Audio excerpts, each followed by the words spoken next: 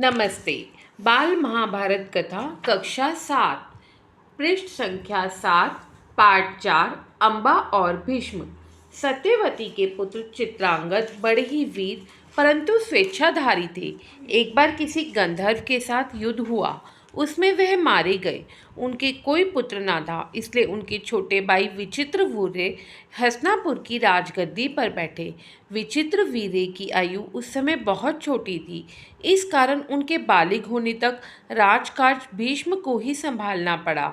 जब विचित्रवीर्य विवाह के योग्य हुए तो उन तो भीष्म को उनके विवाह की चिंता हुई। उन्हें खबर लगी कि काशीराज की कन्याओं का स्वयंवर होने वाला है। यह जानकर भीष्म बड़े खुश हुए और स्वयंवर में सम्मिलित होने के लिए काशी रवाना हो गए। देश विदेश के अनेक राजकुमार उस स्वयंवर में भाग लेने के लिए आए थे। राजपुत्रियों को पाने के लिए आपस में बड़ी स्पर्धा थी। क्षत्रियों में भीष्म की प्रतिज्ञा की प्रतिष्ठा अद्वितीय थी। उनके महान त्याग और भीष्म प्रतिज्ञा का हाल सब जानते थे। इसलिए जब वह स्वयंवर मंडप में प्रविष्ट हुए तो राजकुमारों ने सोचा कि वह सिर्फ स्वयंवर देखने के लिए आए होंगे, परंतु जब स्वयंवर में सम्मिलित होने वालों में भीष्म ने भी अपना नाम दिया तो अन्य कुमारों को निराश होना पड़ा। उनको क्या पता था कि दृढ़वती भीष्म अपने लिए नहीं वरन अपने भाई के लिए स्वयंवर में सम्मिलित हुए हैं। सभा में खलबली मच गई। चारों ओर से भीष्म पर फप्तियां कसी जाने लगी। माना कि भरतवंशी भीष्म बड़े बुद्धिमान और विद्वान हैं। स्वयंवर से इन्हें क्या मतलब, इनके प्रण का क्या हुआ, जीवन भर ब्रह्मचारी रहने की इन्होंने जो प्रतिज्ञा की थी क्या वह झूठी थी। इस भांति सब राजकुमारों ने भीष्म की हंसी उड़ाई। यहाँ तक कि काशीराज की कन्याओं ने भी भीष्म की तरफ से दृष्टि फेर ली और उनकी अवहेलना सी करके आगे की ओर चल दी। भीष्म इस अवहेलना को सह ना सके। उन्होंने सभी राजकुमारों को हराकर तीनों राजकन्याओं को बलपूर्वक रथ पर बिठा लिया और हस्तिनापुर को चल दिए। सोब देश का राजा शाल्व बड़ा वीर था। काशीराज की सबसे बड़ी कन्या अम्बा उस पर अनुरक्त थी और उसको मन ही मन अपना पति मान चुकी थी। शाल्व ने भीष्म के रथ का पीछा किया और उसको रोकने का प्रयत्न किया। इस पर भीष्म और शाल्व के बीच घोर युद्ध छिड़ गया। भीष्म ने उसे हरा दिया, किंतु काशीराज की कन्याओं की प्रार्थना पर उसे जीवित ही छोड़ दिया। भीष्म काशीराज की कन्याओं को लेकर हस्तिनापुर पहुँचे। विचित्रवीर्य की विवाह की सारी तैयारियां हो जाने के बाद जब कन्याओं को विवाह मंडप में ले जाने का समय आया तो काशीराज की बड़ी बेटी अम्बा एकांत में भीष्म से बोली, गंगे, मैंने अपने मन में सोप देश के राजा शाल्व को अपना पति मान लिया था। इसी बीच आप मुझे बलपूर्वक यहाँ ले आए। मेरे मन की बात जानने के बाद मेरे बारे में अब जो उचित समझे करें। भीष्म को अम्बा की बात जची।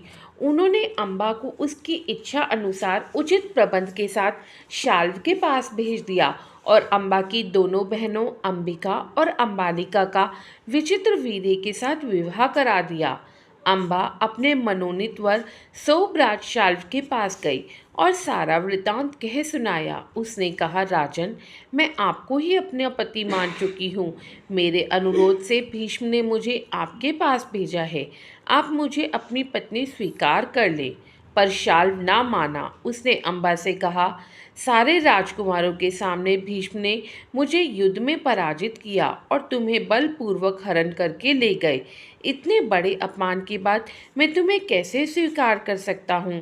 तुम्हारे लिए अब उचित यही है कि तुम भीष्म के पास जाओ और उनकी सलाह के मुताबिक ही काम करो। बेचारी अम्बा हस्तिनापुर लौट आई और भीष्म को सारा हाल कह सुनाया। उन्होंने विचित्रवीर्य से कहा, वत्स, राजा शाल्व अम्बा को स्वीकार नहीं करता। इससे विदित होता है कि उसकी इच्छा अम्बा को पत्नी बनाने की नहीं थी। अब उसके साथ तुम्हारा ब्याह करने में कोई आपत्ति नहीं रही है। पर विचित्रवीर्य अम्बा के साथ ब्याह करने को राजी ना हुए। बेचारी अम्बा न इधर की रही न उधर की। कोई और रास्ता ना देख वह भीष्म से बोली, गंगे, मैं तो दोनों ओर से ही गई, मेरा कोई भी सहारा ना रहा। आप ही मुझे हर लाए थे, अतः अब आपका यह कर्तव्य है कि आप मेरे साथ ब्याह कर ले। भीष्म ने उसकी बात ध्यान से सुनी और अपनी प्रतिज्ञा की याद दिलाकर बोले, अपनी प्रतिज्ञा तो मैं नहीं तोड़ सकता। उन्होंने अम्बा की परिस्थिति समझकर विचित्र वीर्य से दोबारा आग्रह किया, पर वह ना माना। भीष्म ने अम्बा को फिर समझाया और कहा कि सौभराज शाल्व के ही पास जाओ और एक बार फिर प्रार्थना करो। लाचार अम्बा फिर शाल्व के पास गई और उसकी बहुत मिन्नतें की, लेकिन दूसरे की जीती हुई कन्या को स्वीकार करने से सौभराज ने साफ इनकार कर दिया। अम्बा इस प्रकार 6 साल तक हस्तिनापुर और सोपदेश के बीच ठोकरें खाती फिरी। उसने अपने इस सारे दुख का कारण भीष्म को ही समझा।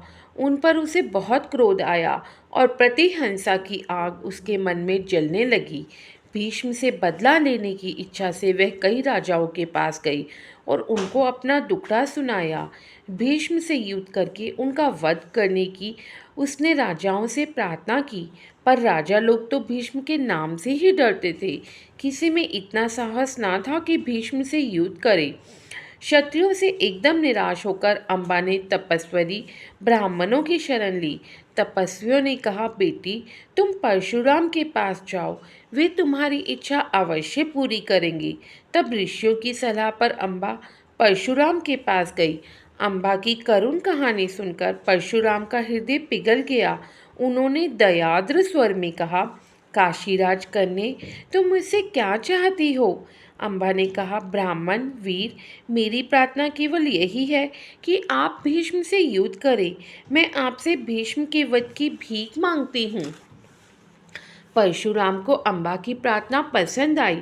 बड़े उत्साह के साथ वे भीष्म के पास गए और उन्हें युद्ध के लिए ललकारा।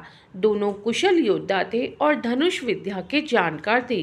दोनों ही जितेंद्रिय और ब्रह्मचारी थे। समान योद्धाओं की टक्कर थी। कई दिनों तक युद्ध होता रहा, फिर भी हार जीत का निश्चय ना हो सका। अंत में परशुराम ने हार मान ली और उन्होंने अम्बा से कहा, जो कुछ मेरे वश में था कर चुका, अब तुम्हारे लिए यही उचित है कि तुम भीष्म की ही शरण लो। पर अम्बा ऐसी बातों से कब विचलित होने वाली थी। उसने वन में जाकर फिर तपस्या शुरू की और तपोबल से स्त्री रूप छोड़कर पुरुष बन गई और उसने अपना नाम शिखंडी रख लिया। जब कौरवों और पांडवों के बीच कुरुक्षेत्र के मैदान में युद्ध हुआ तो भीष्म के विरुद्ध लड़ते समय शिखंडी रथ के आगे बैठा था और अर्जुन ठीक उसके पीछे। ज्ञानी भीष्म को यह बात मालूम थी कि अम्बा ही शिखंडी का रूप धारण किए हुए है, इसलिए उन्होंने उस पर बाण चलाना अपने वीरोचित प्रतिष्ठा के विरुद्ध समझा। शिखंडी को आगे करके अर्जुन ने भीष्म पितामह पर हमला किया और अंत में उन पर विजय प्राप्त की। जब भीष्म आहत होकर पृथ्वी पर गिरे तब जाकर अम्बा का क्रोध शांत हुआ। धन्यवाद। नमस्ते।